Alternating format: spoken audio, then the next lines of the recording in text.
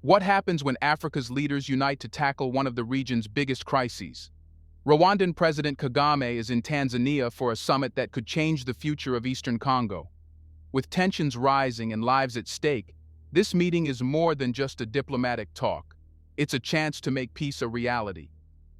As the M23 rebel group continues its violent push in eastern DRC, threatening the security of neighboring countries and causing massive displacement of civilians, the summit serves as a critical moment for the EAC and SADC to come together, to find a way to end the violence and to bring about long-lasting peace. But can this summit truly lead to a resolution? What role will President Kagame, whose country is accused of supporting the M23 rebels, play in the discussions? Here, we would like to take a moment and thank you for supporting us and being a valued part of our strong community. And if you are not yet a member, we encourage you to join us and help build an even stronger community together. Let's get started.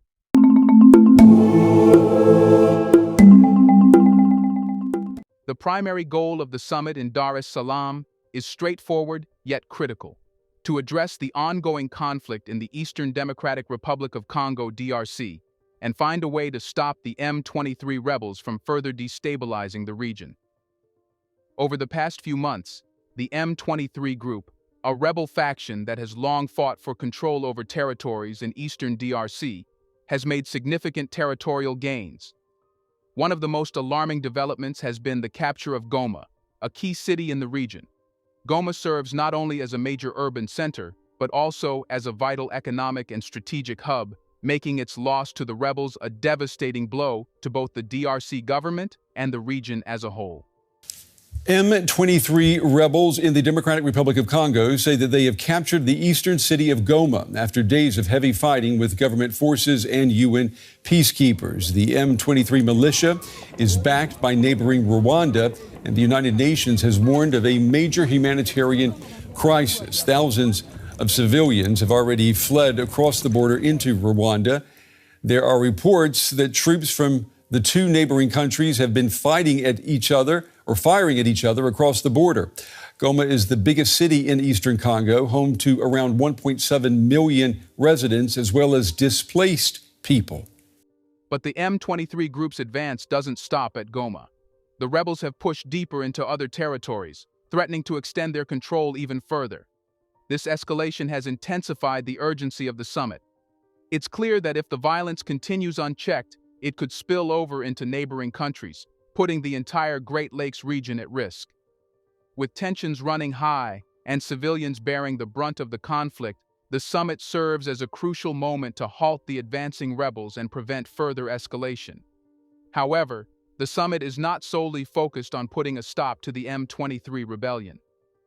While a ceasefire is certainly a central topic, the summit also presents an opportunity for regional cooperation between the East African Community (EAC) and the Southern African Development Community (SADC). These two organizations represent a coalition of African nations that share a vested interest in regional stability and peace. With the shared goal of resolving conflicts that threaten not only the DRC but the broader region, the summit is a testament to the power of African-led solutions. The presence of leaders from both EAC and SADC demonstrates a commitment to collective action. Rather than relying solely on external forces, African countries are taking the lead in finding practical solutions to the crisis. This cooperation is not just about military strategies or peacekeeping efforts. It's about addressing the crisis from all angles. Discussions are expected to include humanitarian assistance for those caught in the crossfire of the violence. The civilians in eastern DRC, who have been displaced, injured, and traumatized by the fighting, are in dire need of immediate aid. The summit offers a chance for regional governments to coordinate their resources and provide support where it's most needed. The significance of this summit goes beyond merely addressing the immediate conflict. It marks a rare moment of regional unity. After decades of instability in the Great Lakes region, the summit serves as a powerful reminder that peace and stability are achievable through cooperation among neighboring countries. This is not just a meeting of leaders, it is a meeting of minds, all focused on the shared goal of restoring peace to a region that has long been plagued by violence and strife. It is a demonstration of regional diplomacy at its finest, countries coming together to find solutions that are rooted in their shared history, culture, and commitment to a better future. The potential impact of this summit cannot be overstated. By working together, the EAC and SADC have the opportunity to set a new precedent for conflict resolution in Africa. If successful, this summit could prove to be a turning point, not just for the DRC, but for the entire continent, showing the world that African nations have the power and the will to solve their problems on their terms. The question now is whether this meeting will be the first step toward lasting peace, or whether it will be yet another missed opportunity in a region that has seen too many of those already. For now, more than anything, President Paul Kagame's role is being discussed. But what can he do? How significant is his visit? Here's a reminder to please like and share the video and subscribe to our channel to watch more videos on Black culture, history, civilization, and identity. Let's continue now. President Paul Kagame's presence at the summit in Dar es Salaam is nothing short of critical for the ongoing discussions about the conflict in the Eastern Democratic Republic of Congo (DRC). His role, however, is not just ceremonial or symbolic. It directly impacts the outcome of the summit and the broader efforts to stabilize the region. Rwanda, under Kagame's leadership, has faced serious allegations from multiple sources accusing the country of backing the M23 rebels, a claim that has severely strained Rwanda's relationships with its neighbors, especially the DRC. These accusations have cast a long shadow over Kagame's political standing in the region and have led to a deepening mistrust between Rwanda and other East African nations. The situation has only been compounded by the volatile and bloody nature of the ongoing conflict, which has displaced hundreds of thousands of people and taken countless lives. The seriousness of the accusations cannot be understated. Rwanda has been accused of providing logistical, financial, and military support to the M23, a group responsible for atrocities in eastern DRC. This involvement, whether direct or indirect, has fueled regional tensions, with many governments in the region viewing Rwanda's actions as a destabilizing force rather than a peacekeeper. Increased scrutiny has followed Rwanda's involvement, with both the East African Community (EAC) and Southern African Development Community (SADC) members calling for accountability. However, President Kagame's participation in the summit presents an opportunity for Rwanda to step forward and clarify its position on these allegations. His attendance is significant because it allows Rwanda to address these accusations directly, something that would be difficult to do without engaging in face-to-face diplomatic discussions. Kagame can use this platform to present Rwanda's perspective, deny the claims of support for the rebels, and highlight the country's commitment to regional peace and security. Kagame's leadership has always been rooted in a pragmatic approach to regional stability. While Rwanda has faced its own set of challenges, including dealing with historical conflicts and security threats, Kagame has consistently shown a willingness to engage in difficult negotiations for the good of the broader region. His participation at the summit, therefore, is not just an opportunity to clear Rwanda's name, it is a strategic move that positions Rwanda as a key player in the peace process. President Kagame's strategic importance at the summit is clear. By attending the summit, he not only has the chance to address the allegations against Rwanda, but also to play an active role in shaping the discussions surrounding peace in the region. The summit is the perfect setting for a reduction in tensions, and Kagame's presence can be seen as a signal that Rwanda is committed to contributing to a peaceful resolution, one that does not rely on military action or continued hostilities, but on dialogue and cooperation. Kagame's approach is consistent with his leadership style. He's a tough negotiator, unafraid to confront difficult issues, and willing to put aside animosities for the greater good of peace. His attendance at this summit demonstrates that he is willing to compromise and look for practical solutions to end the violence. It's a message to the world that Rwanda is committed to working within regional structures, even if some members have questioned its role in the conflict. And what does this mean for the summit and the broader peace process? Kagame's participation is essential because, without him, the discussions would lack the necessary perspective from one of the most influential countries in the region. The summit cannot move forward without acknowledging and addressing Rwanda's involvement, or perceived involvement, in the conflict. By sitting at the table, Kagame ensures that Rwanda's voice is heard and that its stance on peace and stability is communicated directly to the other leaders. More importantly, Kagame's leadership presents a unique opportunity to bring opposing sides together. His presence provides a chance for negotiation and mediation between Rwanda and the DRC, which have been at odds for years. While the accusations against Rwanda are serious, Kagame's leadership allows for the possibility of building bridges between countries that have long been in conflict. Ultimately, President Kagame's role in the summit is not only about addressing the past, but also about shaping the future of the region. His participation is an opportunity to move beyond accusations and work towards shared solutions that can benefit the entire Great Lakes region. If he plays his cards right, Kagame has the potential to be the key architect of peace, guiding the discussions toward actionable steps that can bring stability and prosperity to Eastern Congo and its neighbors. The significance of Kagame's visit lies not only in his presence, but also in his ability to use this summit as a platform for change, to reaffirm Rwanda's commitment to peace, to address accusations head-on, and to help forge a united, peaceful future for the region. Without Kagame, the summit would lack the essential leadership required to steer these complex discussions toward meaningful outcomes. His presence is, therefore, a game-changer in the quest for peace in the DRC. While political negotiations and peace talks are at the forefront of the summit, the humanitarian aspect cannot be overlooked. As the conflict rages on, thousands of civilians have been displaced, and many are living in dire conditions, relying on international aid to survive. Refugee camps are overcrowded, and medical supplies are running low. The people of Eastern DRC are in desperate need of assistance. At the summit, leaders from EAC and SADC will discuss how to deliver humanitarian aid quickly and effectively to those who need it most. This is not just about ending the violence. It is about saving lives and ensuring that those who have suffered the most are not forgotten. What can the summit achieve? The answer lies in regional cooperation. The countries involved have the resources, expertise, and influence to provide humanitarian relief at a scale that can make a difference. The success of the summit in addressing both the political and humanitarian aspects of the crisis will be the true measure of its success. So, the summit in Dar es Salaam is not just a one-off event.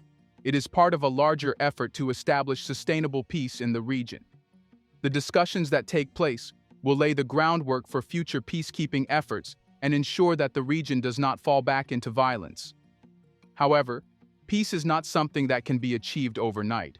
It requires commitment, collaboration, and accountability from all parties involved. This summit represents an opportunity for regional leaders to come together, set aside differences, and agree on a path forward. If successful, the summit could become a model for how African nations can work together to solve their problems without relying on outside intervention.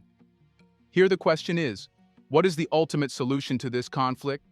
The first step toward resolving the conflict is undoubtedly a comprehensive ceasefire that is not just agreed upon, but also effectively enforced. Previous ceasefires have been broken, and despite the best efforts of peacekeepers, fighting has continued.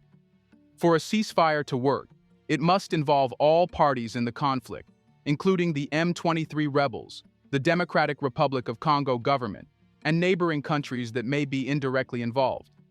An effective ceasefire requires monitoring mechanisms to ensure that all parties adhere to the terms. This could include the deployment of regional peacekeeping forces, possibly under the auspices of the African Union AU or United Nations UN, to monitor the situation on the ground. Without a reliable mechanism to enforce peace, any ceasefire is unlikely to succeed.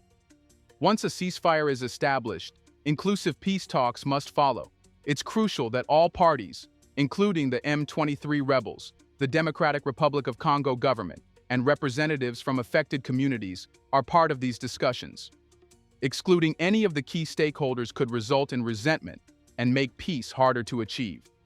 Mediation by regional organizations like the East African Community or the Southern African Development Community will be vital in facilitating these talks. The ultimate solution cannot be a simple military victory over the M23 rebels. It needs to be a political resolution that addresses the underlying issues of the conflict. These issues include ethnic tensions, historical grievances, and the control of resources in the region. The DRC government must be willing to engage in a dialogue that can lead to reconciliation and long-term solutions, such as power-sharing agreements and decentralization of authority. The conflict in eastern DRC is not just a local problem. It's a regional issue that affects neighboring countries such as Rwanda, Uganda, and Burundi. The solution must therefore involve regional cooperation. Rwanda's role in the conflict, for instance, cannot be ignored.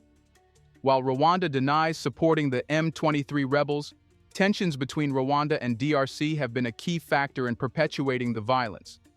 The solution requires regional leaders to come together and find ways to foster better diplomatic relations and trust among neighboring countries. A stable region is one where economic collaboration flourishes, and tensions are addressed through diplomacy rather than conflict.